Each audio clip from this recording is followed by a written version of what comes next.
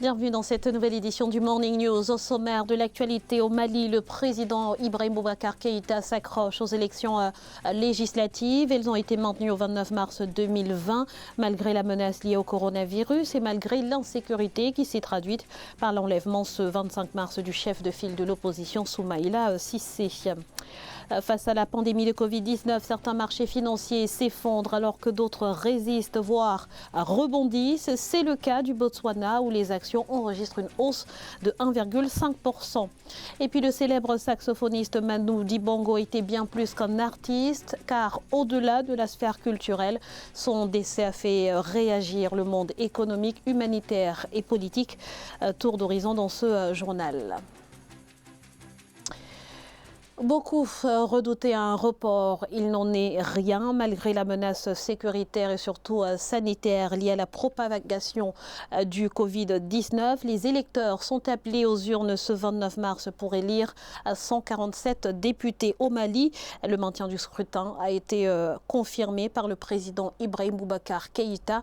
Un pari risqué selon certains observateurs. Les détails dans ce sujet de la rédaction. Pas de changement de calendrier.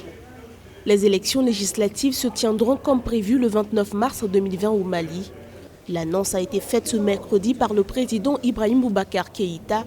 Annonce qui intervient dans un contexte d'urgence sanitaire avec l'enregistrement de 2 cas confirmés de Covid-19 sur le territoire. Les élections législatives émanent de la décision du dialogue national inclusif qui, en avait, rappelez-vous, fixé les échéances. L'exécutif s'est gardé d'interférer dans ce dialogue, salué par tous et considéré comme un grand acquis de notre histoire immédiate. Ces élections se tiendront le 29 mars, c'est-à-dire ce dimanche, et ce dans le respect scrupuleux des mesures barrières. Le gouvernement fera tout pour que cela soit le cas. Il faut dire que ces élections très attendues ont été maintes fois reportées depuis 2018, entraînant la prorogation du mandat des députés jusqu'au 2 mai 2020.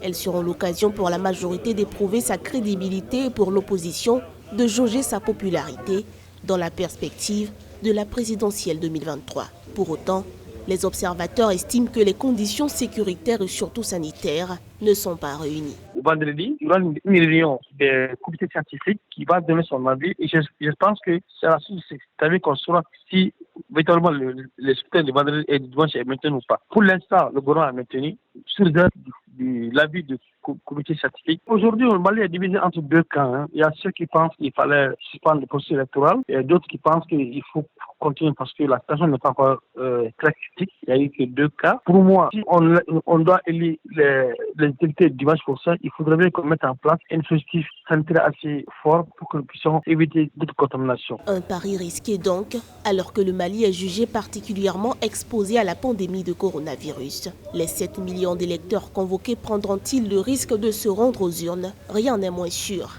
Les observateurs redoutent d'ores et déjà un faible taux de participation. Et la campagne électorale qui touche à sa fin a été marquée par l'enlèvement ce mercredi 25 mars de Soumaïla Cissé, président du parti URD et chef de file de l'opposition politique. Le gouvernement assure que toutes les dispositions sont prises pour le retrouver. Retour sur les faits dans ce reportage de Mokhtar Bari, notre correspondant au Mali. Parti pour battre campagne dans sa localité de Niafunké, où il est candidat pour les législatives du 29 mars 2020, Soumaïla Cissé, personnalité forte de la scène politique malienne et chef de file de l'opposition ainsi que 11 de ses camarades, sont tombés dans une embuscade tendue par des hommes armés non identifiés. 4 personnes sont relaxées, dont 2 blessés. Le garde du corps de Soumaïla Cissé a succombé à ses blessures. En fait, ils ont été enlevés par un groupe armé. Nous ne connaissons pas leur identité. C'est des hommes armés, pour nous, non encore identifiés jusque-là. Il faut être clair. Nous regrettons vraiment ce qui est arrivé. Nous avons condamné cette attitude-là. Nous l'avons condamné dans notre communiqué. L'honorable Soumaïla Cissé ainsi que 6 de ses camarades restent toujours dans les mains de leurs ravisseurs dont on ignore les motivations. Toutes les forces sont mobilisées pour retrouver le chef de file de l'opposition. Pas de rançon, il n'y a pas de discussion. Et ce qui est sûr, les informations qui nous parviennent, c'est qu'ils sont quelque part au Mali en bonne santé. Voilà ce que je peux dire. Et s'il y a d'autres informations, nous allons vous informer, soit par voie de communiqué ou par un autre point de presse, si c'est nécessaire, en fonction de l'évolution de la situation. C'est le deuxième enlèvement de ce genre durant ces campagnes. Cette situation plonge une fois de plus le pays dans la psychose. Au Cameroun, l'appel au cessez-le-feu lancé par le secrétaire général des Nations Unies a été entendu par l'un des trois principaux groupes armés séparatistes. Ce dernier s'engage à cesser les hostilités dès ce dimanche 29 mars pour une durée de 14 jours afin de permettre aux humanitaires de circuler en zone anglophone pour prévenir et lutter contre l'épidémie de Covid-19. Une annonce qui intervient alors que les séparatistes enregistrent d'importants revers sur le terrain. Les autorités de Yaoundé n'ont pas encore réagi. C'est comme jeter de l'argent au sol, peut-on entendre dans les exploitations horticoles au Kenya. La crise du Covid-19 met en effet la filière à genoux. Plus aucune des 100 à 120 000 roses produites quotidiennement et destinées à l'export ne trouve preneur. Les autorités sont appelées à la rescousse. Les détails dans ce sujet de la rédaction. Le marché des fleurs est-il sur le point de faner au Kenya? Face à la propagation du coronavirus, les acteurs de la filière craignent une année 2020 désastreuse. Et pour cause, les perturbations engendrées par l'épidémie ont provoqué un écroulement des commandes. L'industrie n'exporte actuellement que 12 tonnes de fleurs coupées par jour, contre 60 tonnes habituellement vers des pays comme le Royaume-Uni, les Pays-Bas ou encore l'Allemagne. Le reste des volumes non expédiés a été détruit. Il n'y a pas de demande en Europe. La quasi-totalité du marché s'est effondrée. Techniquement, notre industrie est bloquée. Bloquée, car la plupart des fermes tournent désormais à 20% de leur capacité. Vu d'ensemble, les effectifs déjà réduits de moitié à 115 000 personnes pourraient passer à 20 000 travailleurs dans les prochaines semaines. Une fois que vous avez déjà coupé les fleurs, il faut forcément les exporter, sinon ça va faner. Or, pour le cas du Kenya, le pont aérien qui a été établi entre les États sans qu'on ne prenne une décision particulière, tous ces ponts sont en train de s'effondrer. Le Kenya va vendre ses fleurs au Cameroun, ce n'est plus possible. Dans la SADC, ce n'est plus possible. Donc même dans les zones économiques au niveau sous-régional, au niveau continental, ce n'est plus possible de se déployer. À plus forte raison maintenant sur le marché américain ou bien sur le marché européen. Le secteur de l'emploi va fatalement subir un grand coup. Si les gens qui sont dans ce maillon, qui contribuent au dénouement d'une opération d'exportation, vont forcément rentrer au chômage ou en sous-activité prononcée. Pour éviter l'effondrement de ce secteur qui a longtemps fait fleurir l'économie kenyane, des discussions ont été engagées avec le gouvernement. Elles portent notamment sur le report d'impôts et sur le remboursement de la TVA, actuellement estimé à 9 milliards de shillings. À noter que le Kenya enregistre actuellement 25 cas confirmés de Covid-19. L'Afrique du Sud passe à la vitesse supérieure. Le confinement total entre en vigueur ce vendredi 27 mars à minuit. 60 millions de citoyens vont donc devoir rester chez eux pendant 21 jours pour tenter d'endiguer la pandémie de coronavirus. Seules les personnes travaillant dans des secteurs vitaux sont autorisées à sortir de chez eux. La police, soutenue par l'armée, a été déployée dans les rues pour garantir le respect de cette mesure. Notons que la nation arc-en-ciel enregistre désormais 1000 cas confirmés de coronavirus et 2 décès. Ce devait être une saison faste pour les dividendes, mais la crise sanitaire remet tout en cause. Les mesures de confinement qui se mettent en place un peu partout dans le monde cassent l'économie réelle et secouent les marchés financiers. Pratiquement tous sont dans l'incertitude. Quelques-uns arrivent tout de même à tirer leur épingle du jeu et c'est le cas notamment du Botswana. C'est un sujet de la rédaction. Les actions du Botswana sont en hausse de 1,5% à cette période de l'année 2020, alors que depuis le début de la crise du coronavirus, les marchés boursiers mondiaux font preuve d'une extrême volatilité. Ainsi, toutes les économies des pays voisins du Botswana sont en berne.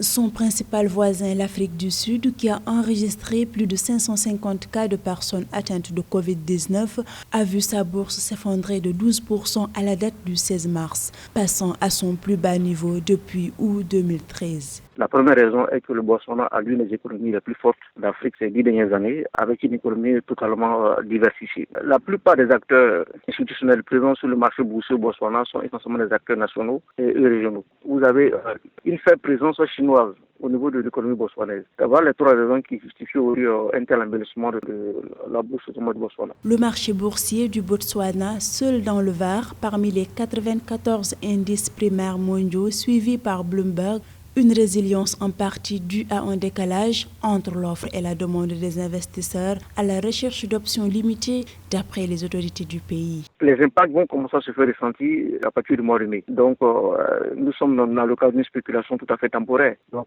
il faut notamment croiser les bras. Il est évident que dans quelques mois, nous allons assister à une baisse progressive alors des investissements sur ce marché boursier.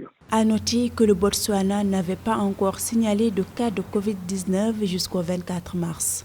Cependant, les autorités de la bourse du Botswana déclarent qu'à moyen terme, elles s'attendent à voir probablement un impact des crises financières mondiales, notamment liées au coronavirus. Une passerelle entre l'Afrique et le monde, c'est ainsi qu'était considéré Manu Dibango par le président Paul Biya. Une passerelle entre l'Afrique et le monde, mais surtout un excellent ambassadeur pour le Cameroun.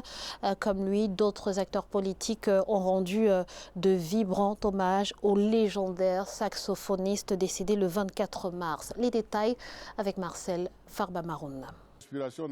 La légende de la musique mondiale, Manu Dibango, a été enterré ce vendredi en France. Un moment plein d'émotions pour ses fans et tout le Cameroun. À 86 ans, Manu Dibango aura contribué à symboliser le talent et le génie de son pays, le Cameroun, comme l'affirme le président Paul Biya, auquel s'est joint son épouse, dans un émouvant témoignage. J'ai personnellement connu le très talentueux auteur-compositeur et chef d'orchestre que fut Manu Dibango. Saxophoniste de renom, il aura réalisé une exceptionnelle carrière d'artiste par sa longévité, sa densité et sa diversité. Sans aucun doute, Manu, comme il aimait se faire appeler, était le doyen estimé et respecté des musiciens africains. C'est en effet grâce au succès retentissant de Soul Makossa qu'il conquit le monde et entra dans la légende.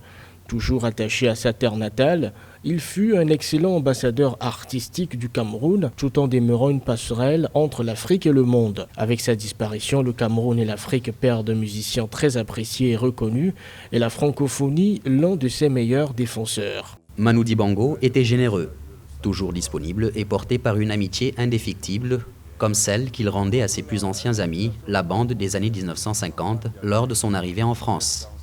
À l'exemple de cet hommage qu'il rendit dans les studios d'Africa 24 au sultan Ibrahim Bombo Njoya, légendaire roi des Bamoun. 20 ans de règne, c'est dans la vie qui n'est pas un long fleuve tranquille comme on croirait. 20 ans de règne, c'est beaucoup toujours le même que tout le monde a connu et que tout le monde connaît, le respect qu'on doit à la personne et à son trône et tout ça, ça va ensemble. Un sultan qui n'a pas manqué de rendre un vibrant dernier hommage à son indéfectible ami. Pour moi, Manu Dibango n'était pas un ami mais un frère. En effet, nous nous connaissons depuis les années 50 en France avec Ferdinand Oyono, François Sengat-Kouot, William Tekim Boumois, Amadou Ayatou, Pokosi Ndoumbe. Ce message vidéo qu'il m'envoie en 2012 dans le cadre de mes 20 ans de règne est le symbole de sa fidélité, sa chaleur et son estime. Je garde de lui le souvenir d'un Camerounais viscéralement attaché à sa patrie dont il était un digne ambassadeur à travers le monde. Manu, tu es né sobre et propre. Tu repars comme tel. Puisse l'immense héritage que tu as laissé être une source d'inspiration pour la jeune génération. Manu Dibango, l'artiste, était aussi un fidèle parrain et accompagnateur quotidien dès la naissance de la chaîne de télévision Africa 24. Tout au long de nos éditions, nous lui rendrons hommage à travers vos témoignages, la rediffusion de ses émissions phares et celle de ses œuvres. Ce journal a été réalisé par l'ensemble de la rédaction. Nous vous remercions pour votre fidélité. Restez sur Africa 24, l'information continue.